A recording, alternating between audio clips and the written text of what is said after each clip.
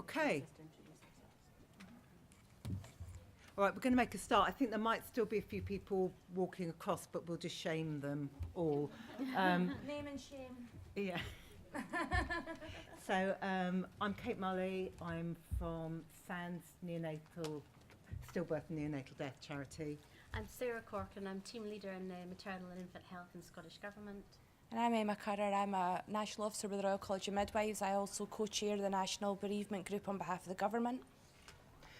So what we're going to do is we're going to give a short introduction to the National Bereavement Care Pathway Scotland project. We're going to whiz through some slides, but we can always make them available later on. And then we're going to pose some questions, enabling you to have a bit of a chat on your tables. Then we'll take some feedback, and then we'll update your next steps. So we've only got half an hour, so we'll whip through the slides relatively quickly. Let's hope they work. Okay, so I'm just going to kick off. I think we all know what we're talking about when we mention bereavement care. It's the care that people provide immediately following pregnancy or baby loss. And it's important that we discuss it. Whatever the targets are for reduction, we know throughout the whole of the UK that thousands of parents are affected every year.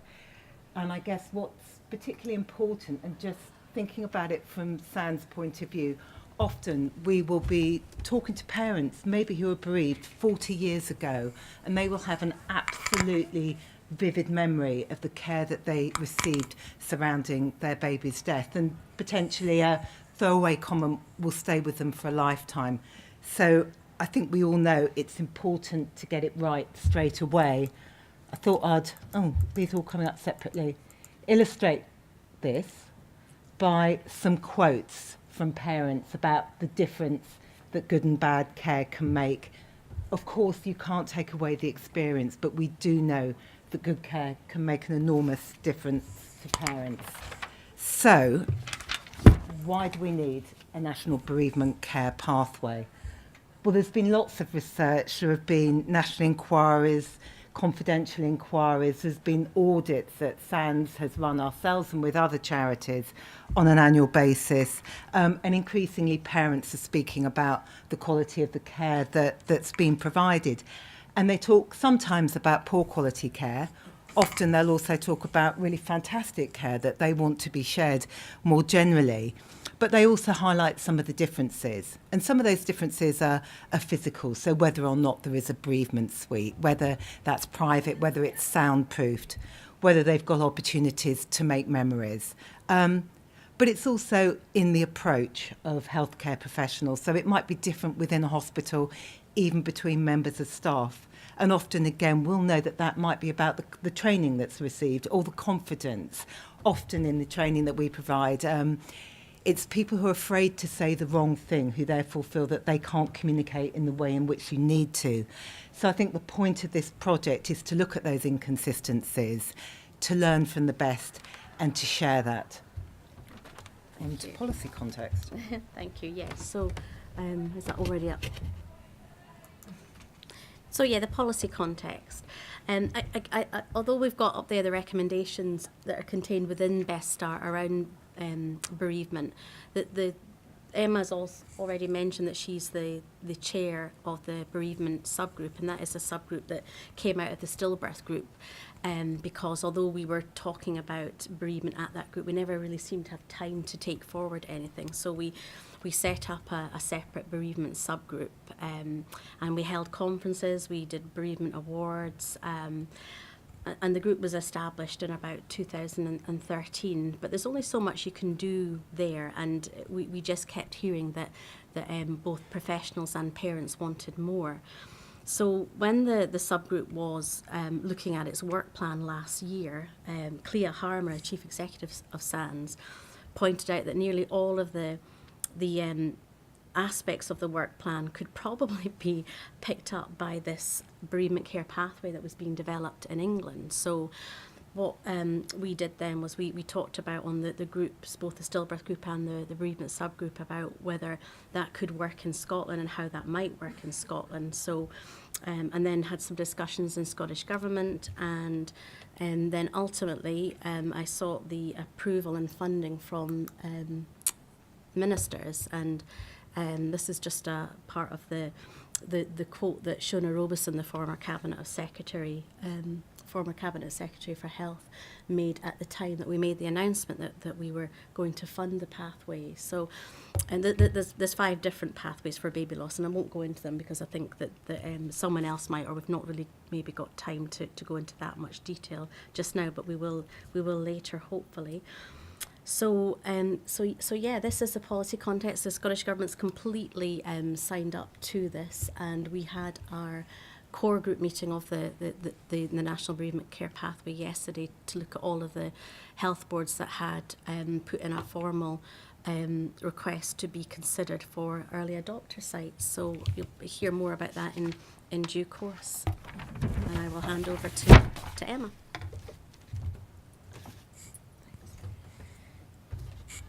So forgive me, I can't actually see now without these glasses, so I'll be up and down with them. So, checking what slide we're on.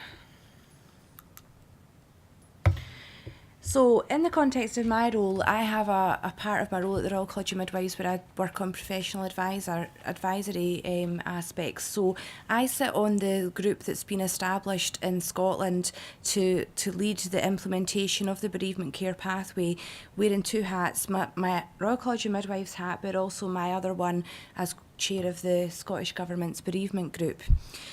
And the steering group set itself up last year just doing some kind of mapping, I guess, really, of what the group would need to look like and what subgroup work would need to be undertaken in order to bring the national bereavement care pathway from England to Scotland. Obviously in Scotland we want to make sure that all bereaved parents receive equal, high quality, individualised and safe and sensitive care. We know that the pathways are evidence-based, based on best practice guidance, and they cover the full range of pregnancy loss, from miscarriage to ectopic, molar, terminations for fetal anomaly, neonatal death, stillbirth, etc. So we're covering the full range of bereavement loss.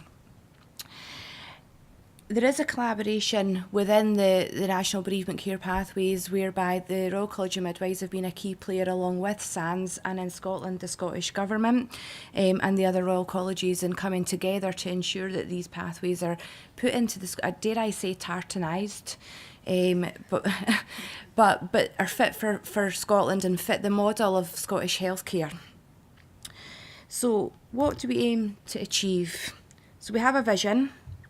We have a clear objective, and then we have outputs. So we know that we can have great pathways, but in order to make them work, we need to have sufficient training.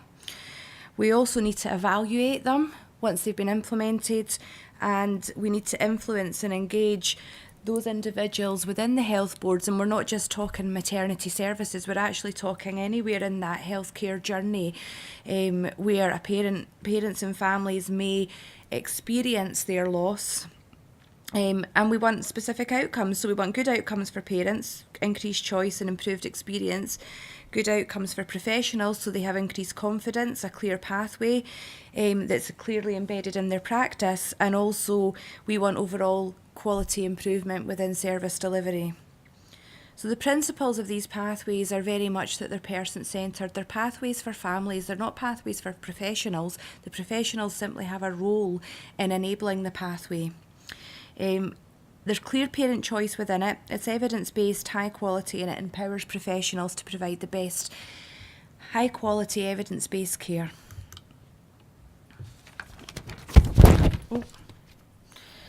So the parent voice has always been at the heart of the National Bereavement Care Pathway work. There is a parent advisory group that's been established in Scotland, and we do have a lived experience parent who's chairing that group. They had a workshop in October, and that workshop was very much about exploring with parents what was good about their bereavement care and also what needed to be improved. So we had some context of what was actually going on in Scotland. We also had the parent study that was done in Bristol, which highlighted the importance of having the parent voice in the review process. So where there had been a loss and there was going to be an examination of the care, but also the background to the loss, that it was very clear that parents had to be a key player in that review. Because a bereaved parent's journey involves so many professionals who all need to work in partnership. So we've got an overview here of all of the health professionals that that bereaved parent may have direct or indirect contact with in the course of their bereavement journey, and you can see that that extends well beyond midwives and obstetricians, and that's one of the key things about the pathways, are that they're not specific to maternity services.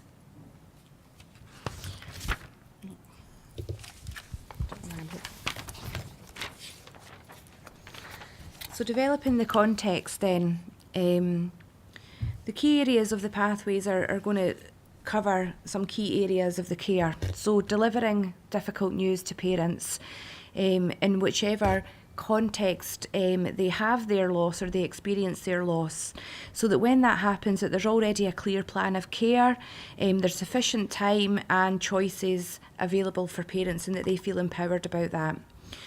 There's the issues around labour and birth. So it's still important that families experiencing loss can do things like have a birth plan, and that the paperwork that the professionals are using is something that's shared and done very much with parents, but that also health professionals feel quite confident in what they should be using and how to use it. The afterbirth aftercare is also covered equally in the pathways, so it's really important that parents are offered opportunities for memory making, and that they're very clear about their choices around post-mortem, and that there's appropriate consent and understanding. Discharge is another key point in the bereavement journey, and the aftercare extends beyond that. So it's very important that that goes out into the community setting. That may be to a community midwife, it could well be to a practice nurse, a district nurse, a health visitor or a GP. So it's very important that these individuals are equally communicated to and part of the implementation of the pathways.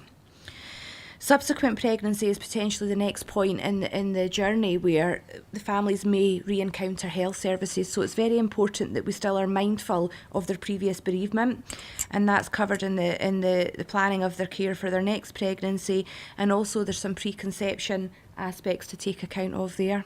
And ultimately staff care, because staff have to be well equipped and feel confident to deliver the best quality care, so the pathways are very much about enabling them to do that. So we do have some guidance materials that already exist. This is just a quick snapshot of some screenshots from the actual pathways, and you'll see that we've got the link there that will take you straight to the NBCP pathway web area, and in that you can see the pathways as they currently look in England. The work that we will be taking forward in Scotland this year will be very much about putting that in the Scottish context and taking account of other Scottish specific work. So we're not simply just going to bring them from England and land them in Scotland for implementation. We recognise that we need to have that engagement, that collaboration, and they need to be appropriate for how our services work. So, sorry I've had to rattle through that really quick, because we do actually want to hear from you. So you're not here just to listen to me and my colleagues and look at slides. We want your feedback. So what we are asking you to consider is 4 questions. Are they on that slide? We've not got the slides in front of us here. So at your tables, can you just take 5 minutes amongst you to consider what we need to consider in terms of bringing the pathways forward and making them successful in Scotland. So who do we and you need to have on board? Is there anyone that comes to your minds immediately in terms of bringing the pathways in? Think about the context of how you work and your role. How do we ensure that all those who touch parents in the bereavement journeys are included? And how do we ensure that the parent voice remains at the heart of the implementation and what the pathways will look like for Scotland? And also, what do we need in the local services? That's where you need to tell us the answer to that in terms of achieving successful implementation. So we're going to give you 5 minutes. I'm not sure where we're at time-wise. 5 minutes to consider that, and then we'll maybe have some feedback and discussion. Is that okay? Thanks. So would anybody like to kick off and ask us any questions or feedback there? Or share thoughts. Share thoughts that that would be helpful. I think the first thing you need is a robust education programme, Yeah. but tailored to, tailored obviously to the needs of people as well, and to most definitely to include resilience training for staff. That's a good, Yeah. really good idea. Yeah. Sorry, I'm going to write this down while people Yeah. are feeding back. Yeah. So there is one of the subgroups is an education subgroup which is being established. So because we realise, obviously, it's really important for the success of the pathways that staff feel adequately equipped, and that's not just for implementation of the pathways, because that's a need regardless. Have you taken feedback from any of the units? Yeah, I mean, there's going to be some pilot sites that we're already we were doing work yesterday just scoping where the pilot sites would be, and we can learn from some of the evaluation already from England, which we've got various stages of evaluation there to refer to, but also we'll do evaluation with the pilot And sites we in can feed Scotland. that in. We can Yeah, but also, absolutely make like, sure. 'cause Tracy and I are both from the Children's Hospital neonatal unit in Glasgow. Mhm. We've had 5 deaths since Christmas. Mhm. So, I mean, obviously that's going to be a lot more than most of the units are going to see, and obviously we've encountered Absolutely. problems that other units won't see as well. Yeah. But it's just things that we've identified. The other thing that's very that we're very hot on is standardised documentation. We have set standardised documentation, which is completed, and hopefully, fingers crossed, doesn't leave. It's a tick box of things that should be, so it can be passed from shift to shift, and we have an awareness of where we are at in respect of the paperwork, and to ensure that every aspect of that paperwork is completed as well. I mean, I think one of the key things we need to do whilst we're developing the pathways, one, to look at all the resources which are out there and to draw from the best, and that's kind of starting. But also we need engagement, and so if you've got examples, I'm going to put some contact details Yeah, would you up share at those the with end, us? but it That would be fantastic, thank you. incredibly helpful Yeah. because the point of the pathway is that it is iterative and we learn as we go, share from the best, pull people together. I'm not letting other people talk. I realise we need to go around some of the other tables and then I'll Thank come on to you. next steps, but thank you. We also felt that you need to continually review what you're doing.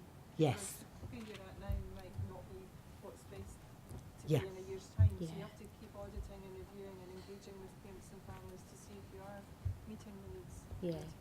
Yeah, and although we're saying it's a path, it's a project for 2 years, that you know it will continue, will continue to develop. That's absolutely right. Yeah. How about some of the tables at the back?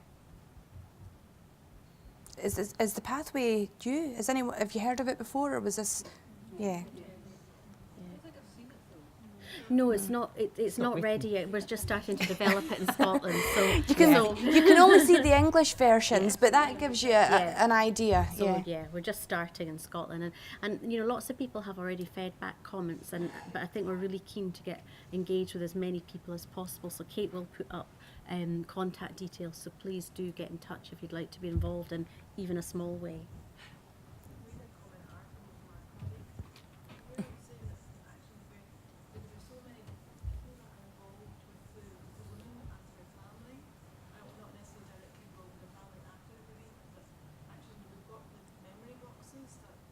Yeah.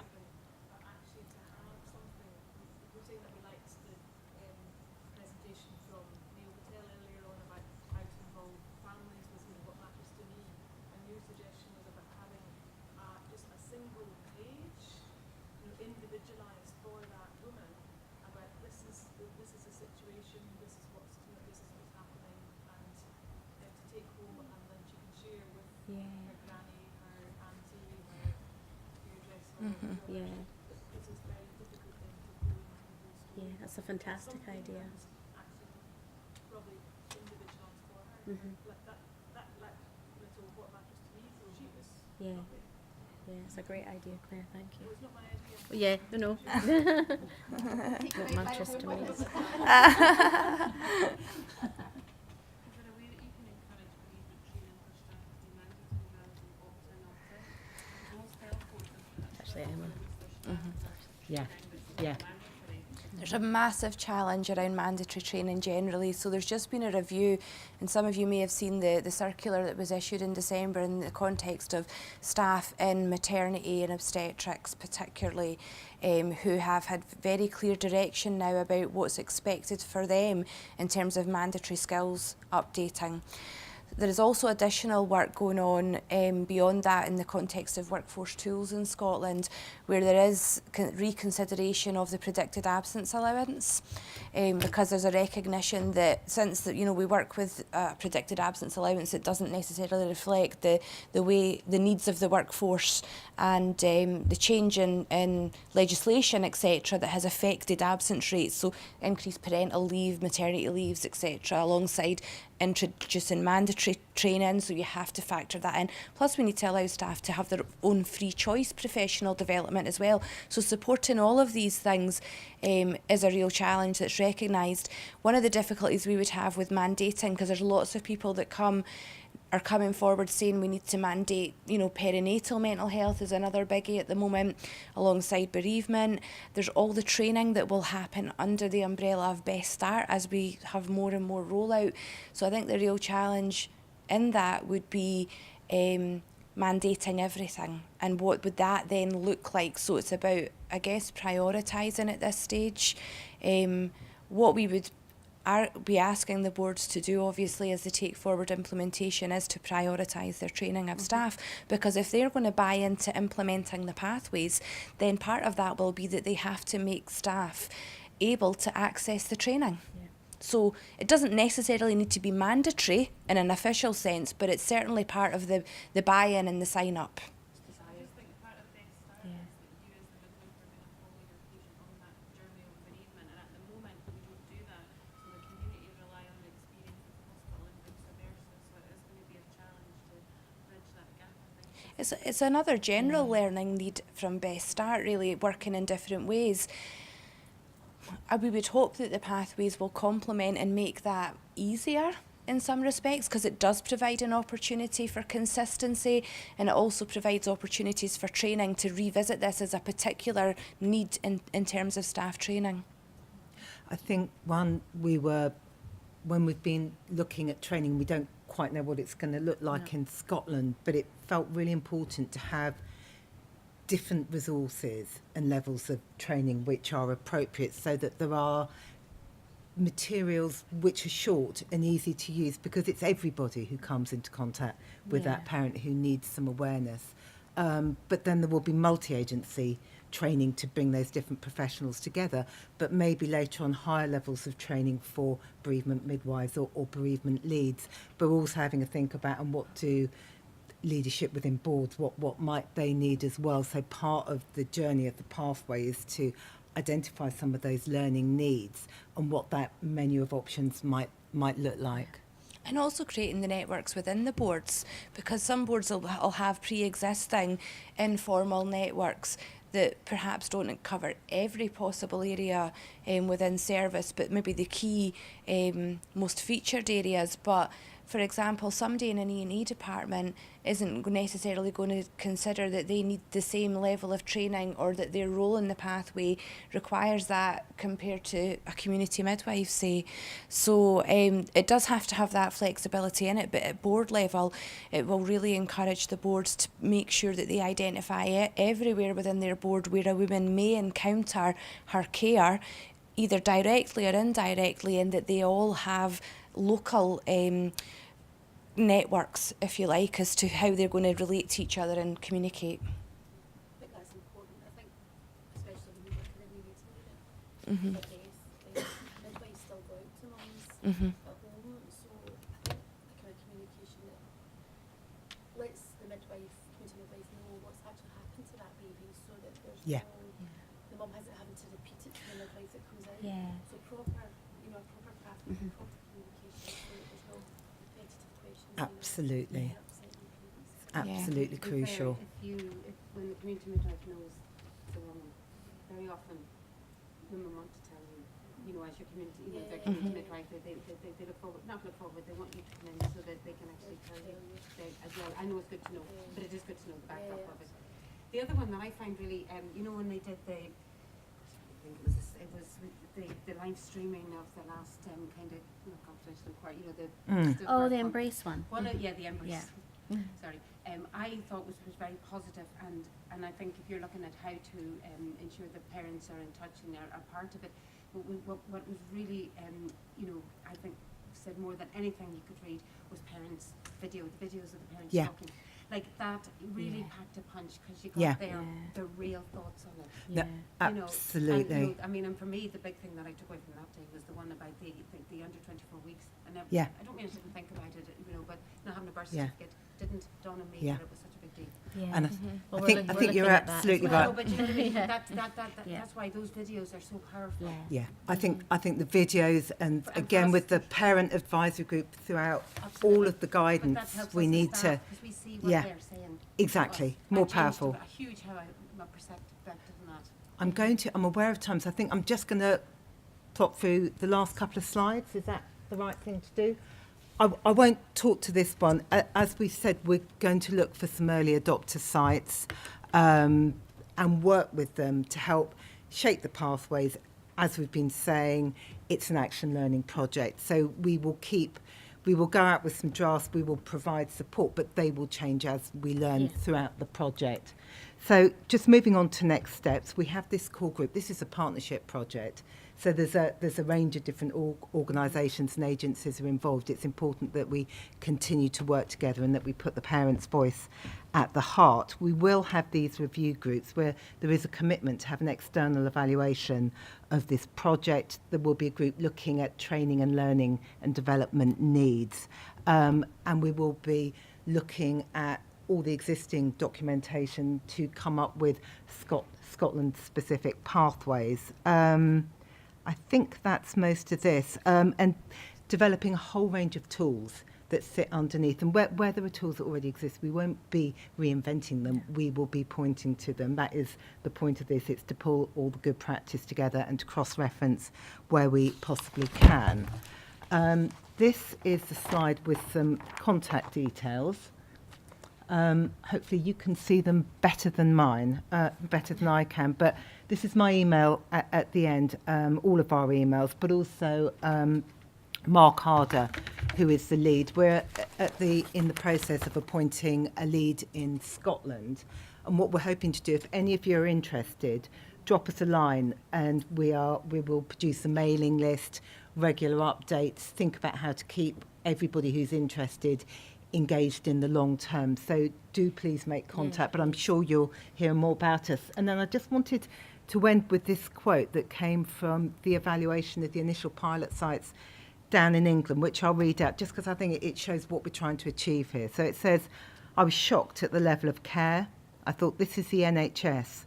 Why are they making such an effort for me? I didn't know care like this existed and I was blown away by it. My expectations were exceeded in every way." Thank you. Thank you.